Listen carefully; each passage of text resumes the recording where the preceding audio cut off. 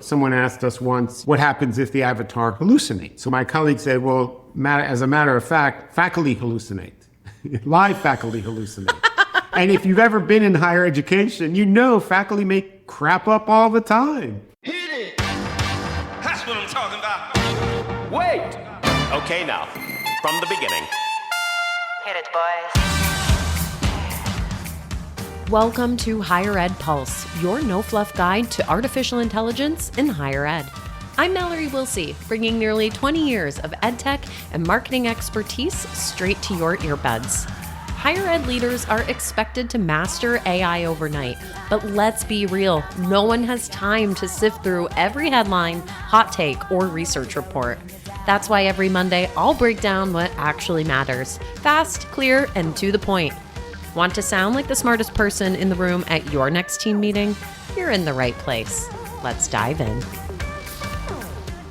Welcome back to Higher Ed Pulse. Today's episode is about what happens when you stop trying to optimize the existing model and start rebuilding it entirely, because AI isn't just changing how students learn, it's forcing institutions to decide what learning is actually for. And joining me today is a friend of Enrollify, Dr. Nick Ladany, president of San Francisco Bay University and a member of Enrollify's inaugural 2024 Hall of Fame class. Nick has spent more than 3 decades inside higher ed as a professor, researcher, and institutional leader, and is now leading one of the more ambitious redesigns we're seeing, a human-centered, AI-integrated model that rethinks everything from curriculum to cost to the role of faculty. Nick, welcome back to the Pulse. Hey, Mallory, it's great to see you. It's so good to see you and catch up, and I hear you're a new grandfather. Gush. Tell me more. Absolutely. The most adorable grandchildren anyone could ever have. So we're so blessed and we're so happy to have them around when they are with us, which they're fairly frequently with us. So we're very lucky, and it's just fun. It's a great way to start your day with a couple of kids that just kind of want hugs, and that's all they want. They're about 9 and 6 months old. Oh, how sweet. You said a little boy and a little girl, right? Little boy and little girl. Yes, they're very lovely. And it's just amazing. It's absolutely amazing experience. You're going to have a busy summer ahead, Nick, with 2 little ones running around. You know it. But when I think about what we're doing here in higher education and what we're doing at San Francisco Bay University, it's for them. It's knowing what they're going to need in the next 20 years. Oh, I love that. I love that connection. So let's get right into our topic today. For years, higher ed has tried to innovate by layering new tools into old structures like online programs and AI pilots. But the underlying model hasn't really changed. Content is still the center, time is still fixed, and faculty are still positioned as the primary source of knowledge delivery. But what you're doing at San Francisco Bay University challenges all of that. Your model starts with a different premise: design around human development, not content delivery, which means building learning experiences that adapt to the student, their goals, their pace, and how they actually develop capability over time. So instead of passive and asynchronous learning, SFBU is building programs around deliberate practice, applied work, feedback loops, and real-world challenges that mirror how learning happens outside the classroom. This isn't incremental change.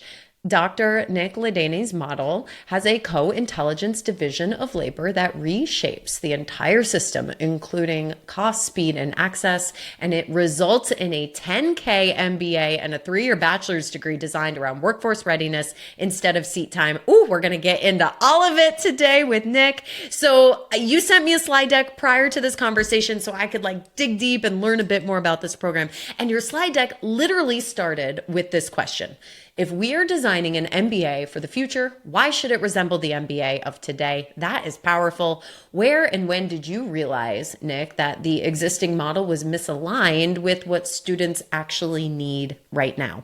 That's a great question, Mallory. So I think, throughout my career, I've seen how students, what we think we're giving students or what we hope to give students, we fall short. So I like to say that I think students have high expectations. We give them high expectations or high hopes for education, but in the end, we expect low expectations. We ask them to expect low expectations from us. If I could say it again, basically, high hopes with low expectations. That's the journey of higher education traditionally.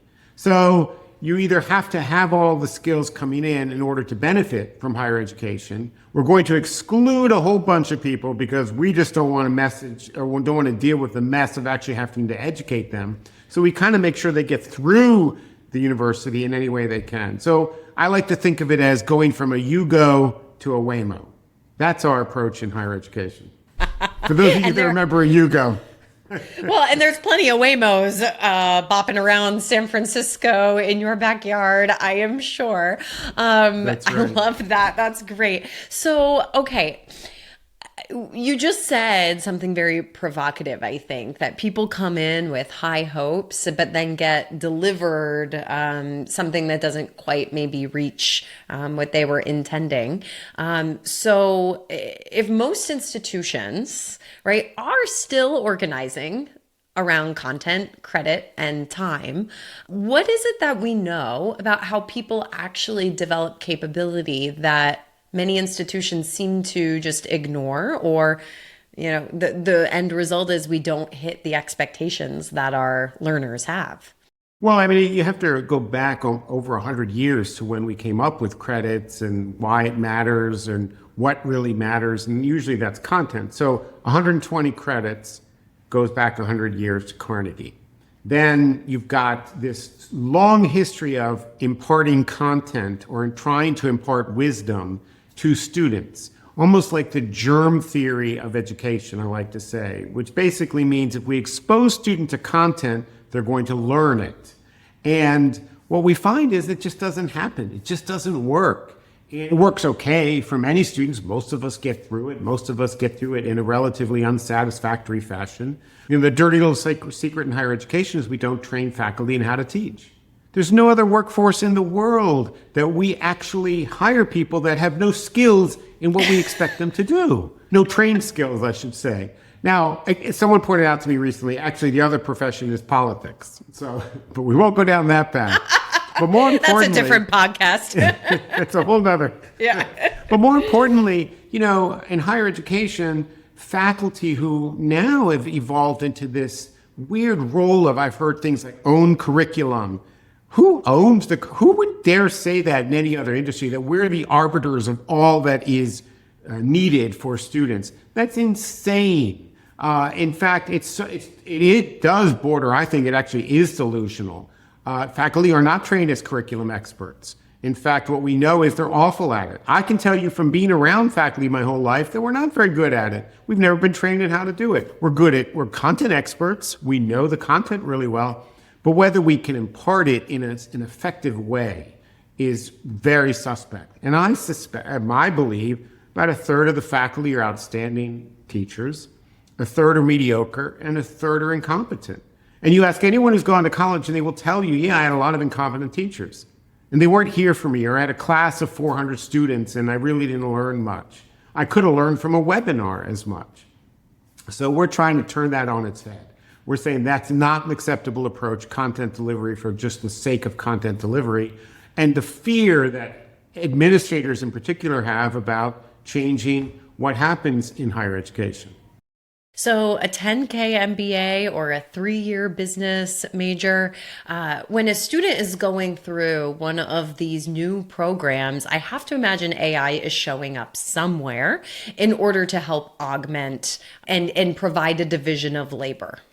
Absolutely. So as you point out, we have an MBA going to be launched in a few months, and the total cost of the entire MBA is $10,000. That's incredible. Oh my gosh. So we've stripped away all the things in higher education. We don't have rock climbing walls. We don't have a lake in the middle of campus. You know, we aren't sending students on, charging students to send them to places that they have to pay for and call that education. What we're saying is we want our students to learn, but learn in the best manner possible. So we are doing what we call AI integrating with HI, or human insight, human interaction. So the whole premise is we can do a lot of content delivery and content learning through AI avatar professors, but we also need the human professor to provide what is really needed or what is most meaningful oftentimes to student, which is building community, building relationships, mentoring, career advising. Faculty can do that very well, particularly if we teach them how, in small classes of no more than 20. That's a big part of what we're doing. So I like to use this example in one of our modules for the MBA. Anybody can teach Harvard skills of negotiating. Negotiation skills, it's just there, it's in a book, you can read it, you can talk about it. We actually have an AI avatar professor teach it to the student in an interactive fashion at the time, anytime the student wants. The avatar actually interacts with the student in live time. And it's one of our professors who we have put into this avatar as an avatar in essence. Now, they'll go over the skills, and then we ask the student to actually practice it. So here's an avatar boss. We want you to negotiate with that boss for a salary increase. So practice the skills you just learned. And then in live time, after about 20 minutes, the student gets evaluated immediately on those skills and the proficiency of using those skills. Now, if they don't do well, they can go back and try it again. That's what learning is. It's trying again. Or they can meet with the avatar professor again to talk about what they did well, what they didn't do well, and what they may want to try. That's education. It's personalized education for the individual student. And I think that's really important. And it's culturally responsive. We attend to neurodivergence as the best teaching methods are embedded. We have built pedagogy that our avatars use with the students. And then the students can meet with the faculty member, a live human, and have discussions about that, build community, learn how to create pro-social networks that will help them succeed in whatever career or careers they choose over time. What questions are you getting from your colleagues or students about safeguards around these AI avatar professors? So it's great. So we have a closed system. So we test it. We tell the avatar professor, someone will say, I'm really thinking of hurting myself. So the avatar professor knows how to redirect the student and give them the mental health resources they need. One of my colleagues pointed out, someone asked us once, what happens if the avatar hallucinates? So my colleague said, well, as a matter of fact, faculty hallucinate. Live faculty hallucinate. And if you've ever been in higher education, faculty make crap up all the time, especially the worst ones. So let's not go crazy over the sanctimony of higher education faculty. They make mistakes. They are flawed. Now, what we try to do is contain with our AI professors. We do a much better job of making sure that they are not hallucinating or not off track. So we have humans that validate and verify and make sure that the avatars are doing what they should be doing. That takes a lot. There's thousands of hours goes into this human-centered design of AI. Have you negotiated your own salary with the AI avatar? I don't want to. I think the avatar is better than I'll ever be, right? I think our students are much better than I am when it comes to that. Our students have fun with it. It's funny. Now, I will also say, this was interesting. With our students, when they were first using an AI, we had our AI tutor using similar kind of pedagogy. We've been using that. The students will tell us that they get more frustrated with the avatar tutor than they do with ChatGPT. And you know why? Because our instructors and our tutors don't give them the answer. They say, well, you're on the right track, but why don't you go back to the discussion we had on X, Y, and Z? And this is like, just give me the answer. It's like, no, that's what learning is. Learning is about frustration, and that leads to growth. And now, you don't want too much frustration, but a little frustration is good. It's how we learn. So our avatars are actually built to provide students with that growth mindset that we really want them to have. That's awesome. Now, I have to ask what the job is of human faculty members in this model. Yeah, so the role is completely redefined. Right now, the way faculty operate, they teach 2 or 3 classes a semester for 9 months out of the year, full summers. They're supposed to be doing research, quote unquote, which means very different things depending on where the faculty are. What we expect our faculty teach 9 courses a year They meet in classes of 20 with our students. They teach year-round, so they're available year-round. And their role is changed, like I said, around being a mentor, an advisor, pro-social networker, career linker, that we want them to do, because these are industry-based faculty, so they know the reality of what it means to be in that industry. So that's what we want faculty to do. They can bring content. They have content expertise. I'm not dismissing that, of course. But more importantly, and if you ask almost any student who their favorite professor was and why, they'll tell you it was the relationship. They'll tell you it was a meaningful relationship that was transformative in some fashion. And so we want to create the best human professors all students have, the ones you remember as a student or I remember as a student. Yeah, that AI avatar can't help me with a networking relationship, but my human professors absolutely did that. And some of them, the ones who cared the most, the ones who took the time out of their day to have that extra conversation with me that maybe changed the way I was thinking about something, those are the ones that I remember. And I think that's great. Like, let's free up our faculty to do the transformational and meaningful work that will actually progress a student farther in their career. That's terrific. That's absolutely the hope. That's what our approach is. That's our goal. And, and I think it can be done, frankly. We know it can be done because we've seen it. And people learn in so many different ways, and it's okay. And by the way, the other revolutionary thing we're doing is we're including students. We're not excluding them just because they didn't go to they're wealthy, or, we're including them because they're wealthy. You see this all the time. People forget that. Why do we have the SAT? Why do we really use the SAT? What's the number one thing related to the SAT? Number one factor correlated with the SAT. Do you want to guess? I think it's your family's income. That's it, family wealth. So I always said, instead of having students take the SAT, just ask them how much their parents make and then admit them based on that, if we're being truly honest. So get that out of the picture. If we can lower the cost of education and make it affordable, and this leads to the 3-year undergrad degrees. We are now approved to offer 3-year undergrad degrees, psychology, business, and computer science. Again, go back 100 years, that's why we have 120 credits, 4-year degrees. But now we believe students really need a great core curriculum that's interdisciplinary, which we created to be purposefully in that space. So how to design your life, how to communicate effectively. All these courses are how-to courses that are purposefully integrated across disciplines. So you learn math, you learn science, all of that in that context. So that's important. But they only need 90 credits because 90 credits is more than sufficient. Why do we have 120 credits? Largely because we needed to give faculty something to teach. There's no benefit in 120 credits. So why not make it 150? And by the way, right now, the 6-year graduation rate, by the way, I want to meet the marketer who came up with the idea that 4-year colleges should have 6-year graduation rates as their primary metric. But the 6-year graduation rate across the country is around 50%. That's awful. That's almost that's really criminal. bad. Yeah. And so I just think universities should give money back if you don't graduate, frankly.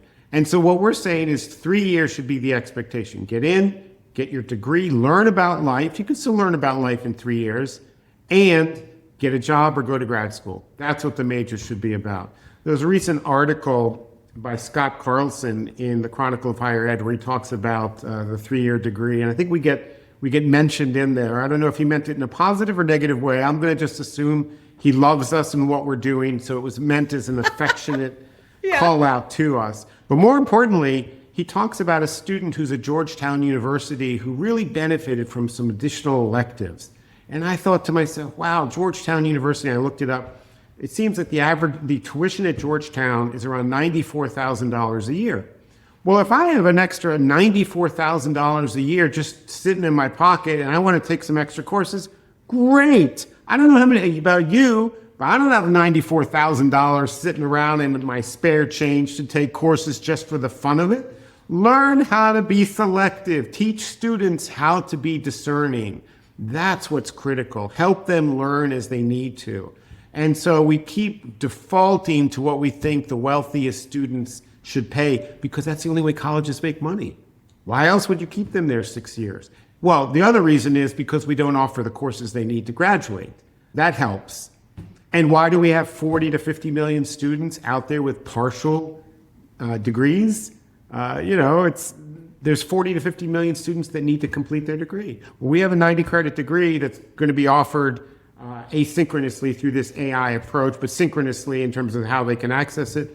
You can do it for $10,000 a year. $30,000 the most we're going to probably charge a bit less, but right now we're looking at $7,000 to $10,000 a year. $20,000 probably will be the point of how much it costs us. And you can do that and still actually as a university be net positive.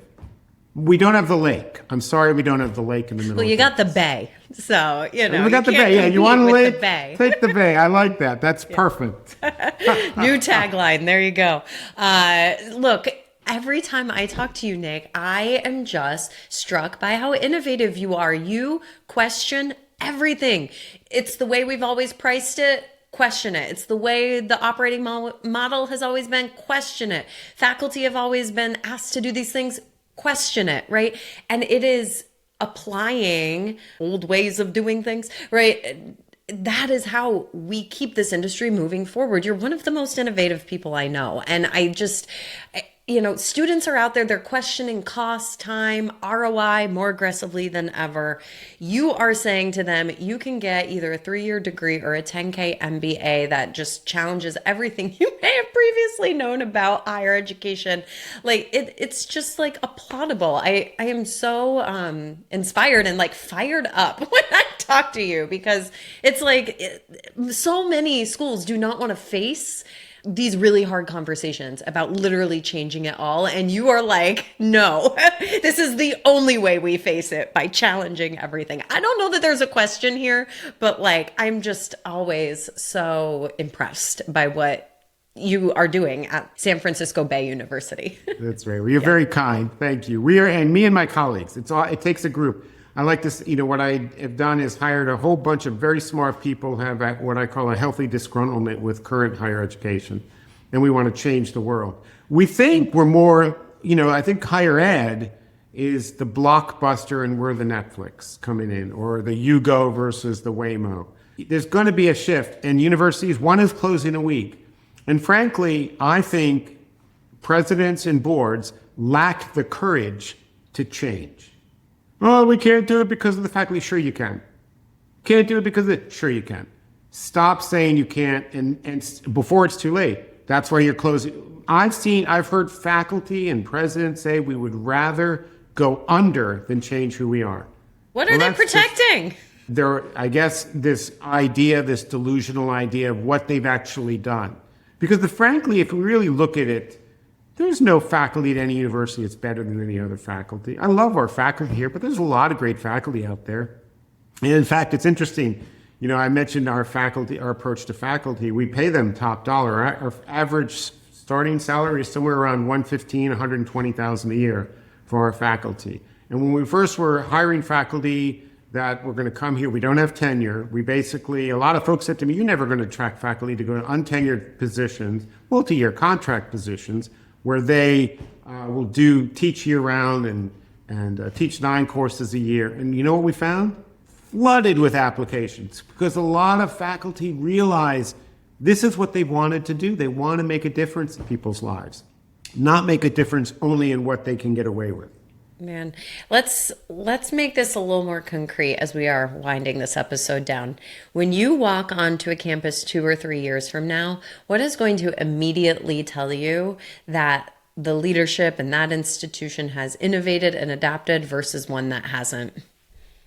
Besides one of them being open and the other not, but Yeah, there is that. Well, one of the things, I'll start by saying one of our future plans, and we're actually going to be looking to do this within the next year, is create what we're calling neighborhood campuses.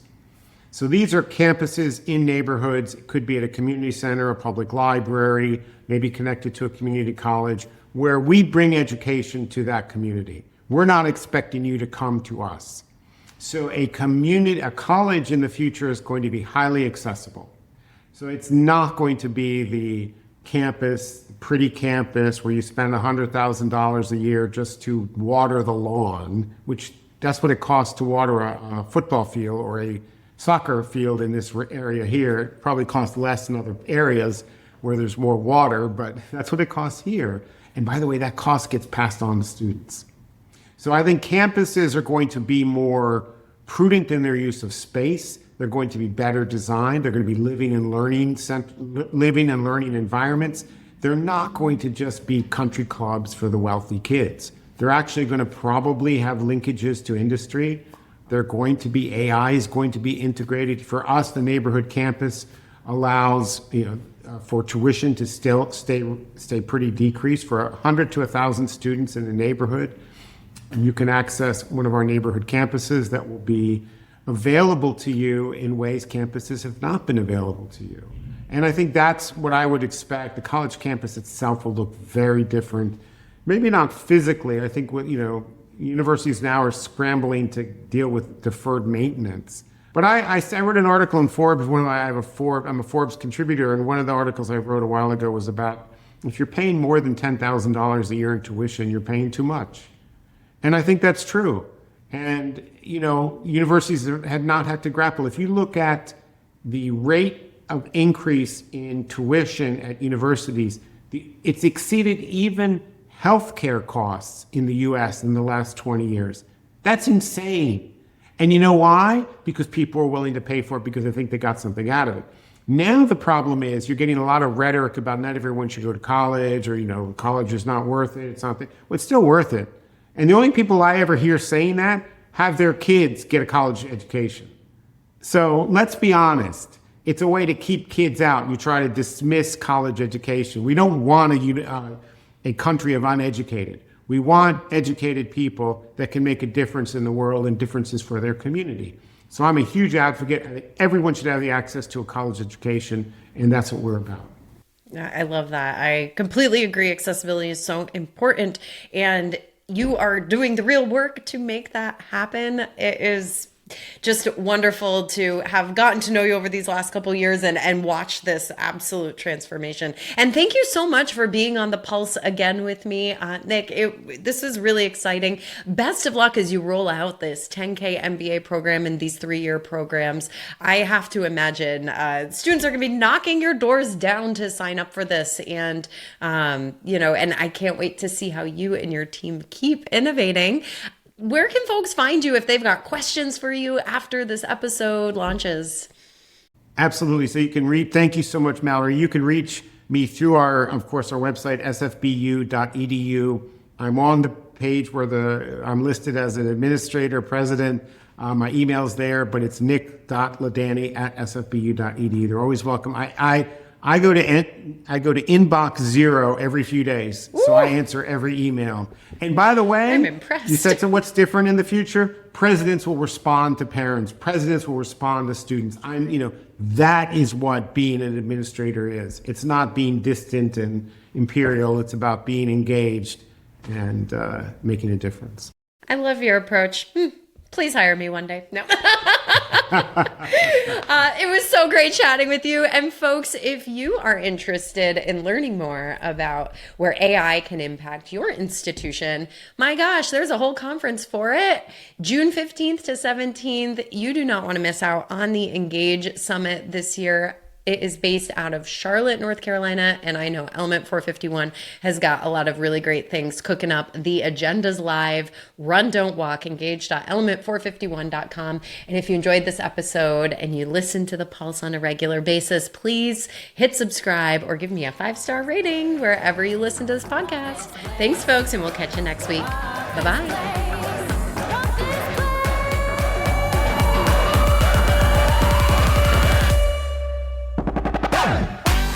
Thanks for listening to the Higher Ed Pulse. The show is a proud member of the Enrollify Network, home to Higher Ed's largest collection of podcasts. Enrollify is where higher ed goes to grow.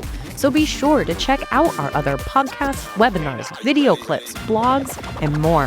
Visit Enrollify.org and subscribe for all the latest details and content drops directly to your inbox.